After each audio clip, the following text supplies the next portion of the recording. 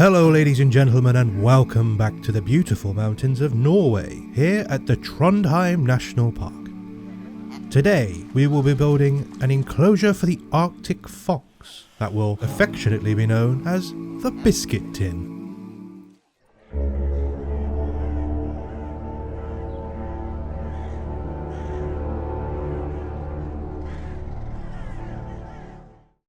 Yes, we have returned, with the last of the 4 species currently held in reserve at other locations locally.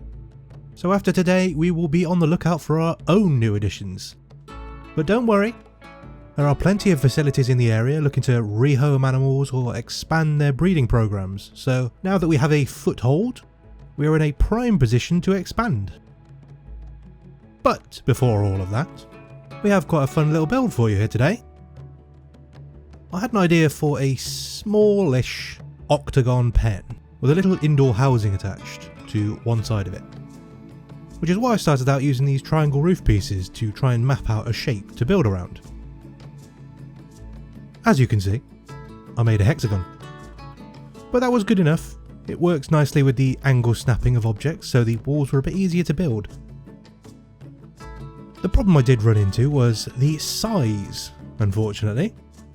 I mapped an enclosure around the first hexagon using the null barriers. It was barely large enough for the 3 foxes that I had ready to move in. And that doesn't account for the trees and rocks that will take up a decent amount of room. Of course, there would also be the indoor area, which would have added to the size, but I would like to have more room for additional animals down the line. So, I came up with a different idea. The enclosure will be in 2 parts. An indoor area and an outdoor area in equal sizes. Only the indoor is not enclosed in the same way as like the lynx habitat. It's simply covered to stop the snow from filling the area. As the foxes sleep in burrows, they don't strictly need a fully enclosed area for warmth. I did also add on an access area for the keepers that doubles up as an above ground sleeping area for the foxes, but it's not very fleshed out. I have made this and a couple of other items available on the Steam Workshop if you're interested. So if you use this and improve upon it, I would love to see some pictures of what you managed to put together. You can send or tag me in pictures on Instagram. It's a little bit dead over there at the moment because I've been busy, but I'm always keen to see people's creativity, and sometimes you don't have the time or the patience to do a whole build yourself, but when you watch someone else's build, you think of ideas that you could build upon or improve it. So I'm making these available so people can take the bones of what I've built and make it even more exciting. The bones here are pretty simple. The foxes are small and not overly destructive, although they can dig quite well, so the construction doesn't need to be particularly reinforced, beyond being made to withstand the weather, that is, and not deteriorate too quickly. The only thing that would be sensible is a deep, resilient base to the walls to prevent any escape by digging. When I have a fence that is very simple, sometimes it's fine to do the least if there are lots of things to distract. Like in the reindeer habitat, the fence is small, only covering a small window, and there's a lot of rock work and foliage to draw the eye, so simple woodwork goes mostly unnoticed. But here, where the barriers are kind of the cool part, or at least the shape and the structure is the interesting bit, some small details can go a long way. Like having wooden strips either side of the wire mesh to secure it in, and the corner pieces to just give a bit of support higher up. I mean, it's a wire mesh, it's not going to catch the wind, but just to give the frame some strength. The bottom is a stone slab to stop escape, with a nice thick frame. And then to cover up some of the back area where the guests can't get to, I've replaced the mesh with some wooden slats. There were some issues with stress, so in the covered section I did end up replacing the wire mesh with some of the one-way glass. And for the most part, that fixed those issues right up. The other area has a lot of cover, so the stress isn't so much of a factor. I'm also pleasantly surprised to be able to say I thought to build the fence piece as one group, so I could just copy it to all the other walls. You'll see I started out by building a frame for the whole thing first, so there is a world where I did it all individually and wasted the majority of a day. But my brain, while small, is forgiving, and so it all clicked together well. When I thought of this enclosure initially, I pictured it being a centrepiece of sorts. In a similar way as the badger habitat in the Highlands, although not at the end of the zoo, more like at an intersection where the path splits. This would be in the middle of a roundabout kind of thing. The space just wasn't there, unfortunately. This is the issue with mountaintops. Sometimes a plan has to take a backseat to the terrain. It's probably for the best though. Given the stress levels of the foxes, having a guest path all the way around would have been a bit of an issue. So maybe something a bit more carefree will work for that idea somewhere down the line.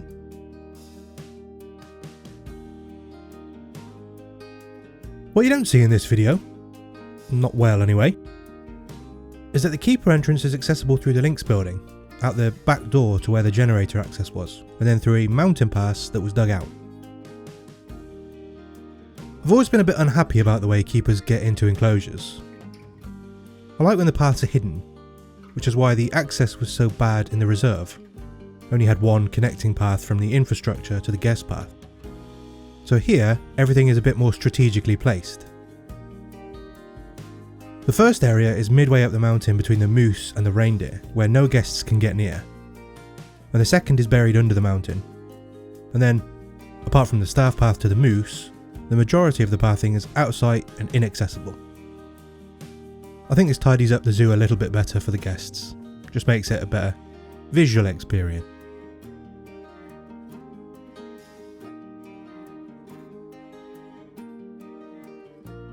There are a couple of things that I'm going to have to stay on top of in this zoo that I wouldn't usually give too much thought to. Number 1. The guests are knackered. We will need to have benches and picnic areas as often as possible. Because I'm imagining coming to this zoo and it's already given me a hernia. We're only 4 species deep. Number 2 is the cold.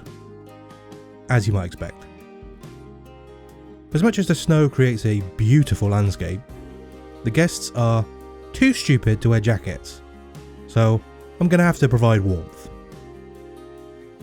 This, unfortunately, means big circles of melted areas in the snow, which looks like we've been visited by E.T. So I'm firmly of the opinion that the guests are ruining my zoo already. Here's a lesson that everyone in a customer-facing role or project management know. Contrary to the popular saying, the customer is rarely right. The trick is making them think that they are. So, you'll get some heaters, 1s and 0s, but just know, I could release a moose at any moment.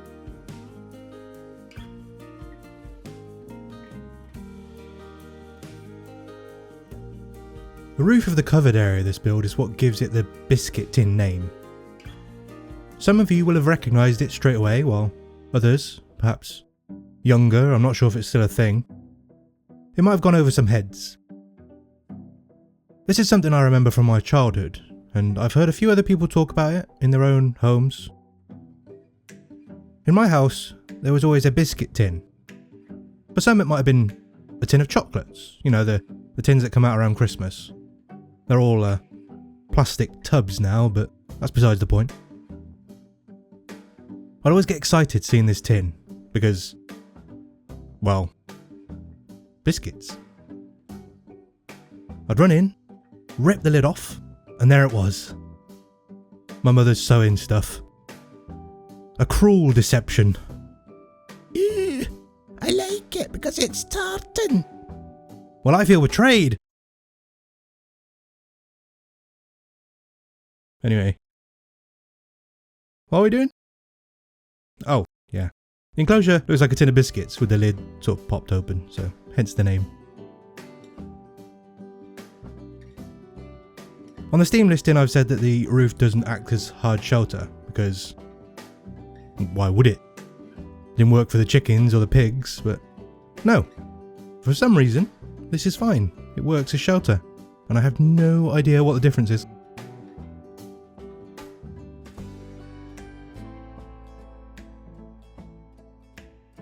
I should clarify, sometimes there were biscuits. I didn't have selective amnesia around a biscuit tin. Anyway, something I hinted at in the links build was something I decided to have a crack at here.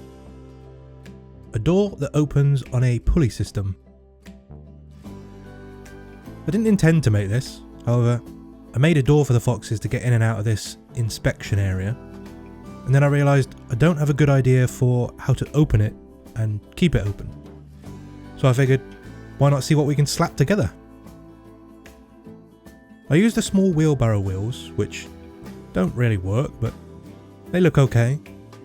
Like if you squint, they look appropriate. They do have ridges down the middle though, so they're not the worst thing for the job.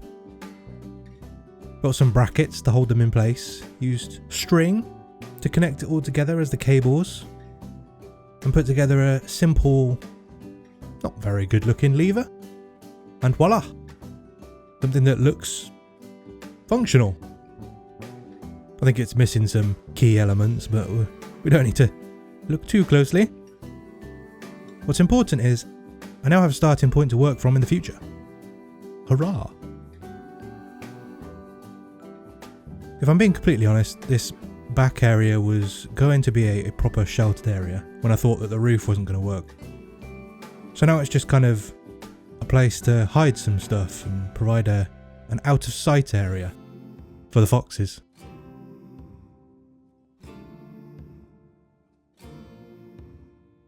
I think the only thing that's left to talk about is the decoration. There is a foliage limit for the foxes, but because of the split design I was able to decorate the outside area as much as I wanted and still have enough percentage with the rest to meet the requirements.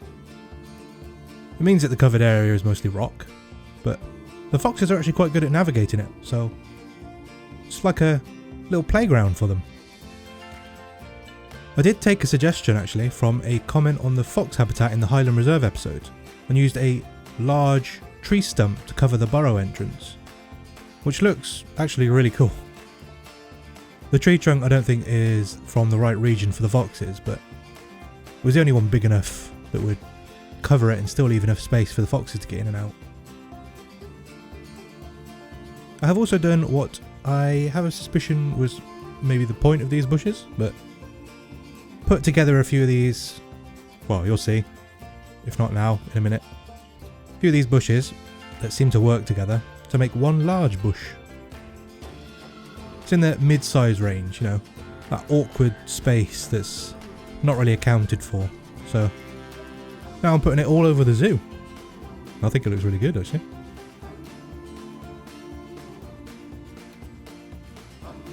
That is going to be all for my big dumb voice. I hope you are enjoying this series so far. There's still plenty more to come. Take care, and I will see you in the next one.